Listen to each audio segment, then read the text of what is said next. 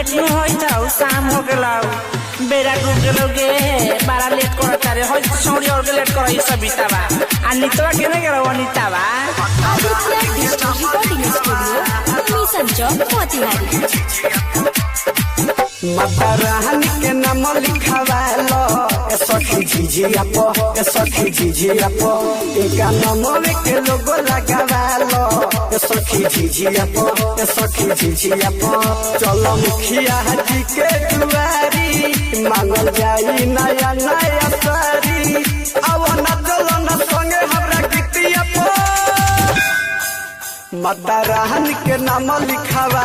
Hello सखी झिझिया पो सखी झिझिया पो इनका नाम के लोगो लगावा लो सखी झिझिया पो सखी झिझिया पो बोला बोला दुर्गा मैया की माता रानी के नाम लिखावा हेलो सखी झिझिया पो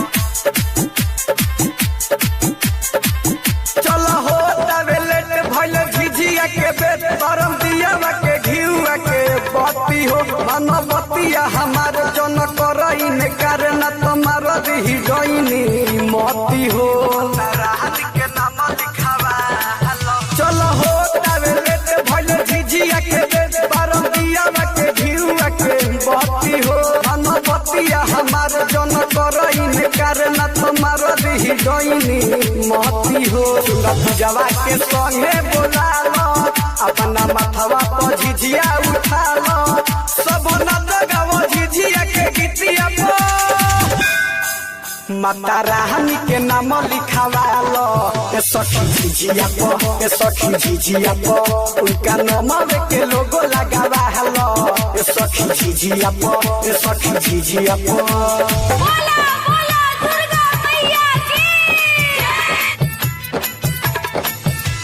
Aditya digital recording studio mission Chowk Motihari.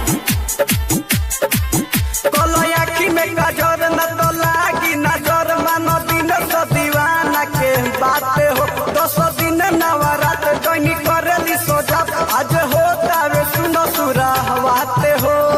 रात के नाम लिखावा कलया की में गजर न तो लागी नजर मानो दिन तो दीवाना के बात हो 10 दिन नवरात गनी करेली सोजा आज होता वे सुनो सुराहवाते हो चावल जवन मिली सब बाटल जाई मिल जुली सब नच गाओ झिझिया के गीतिया पो माता रानी के नाम लिखावा लो ए सखी झिझिया पो ए सखी झिझिया पो इनका नाम के लोगो लगावा लो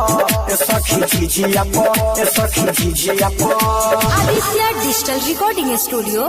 मिशन चौक मोतिहारी।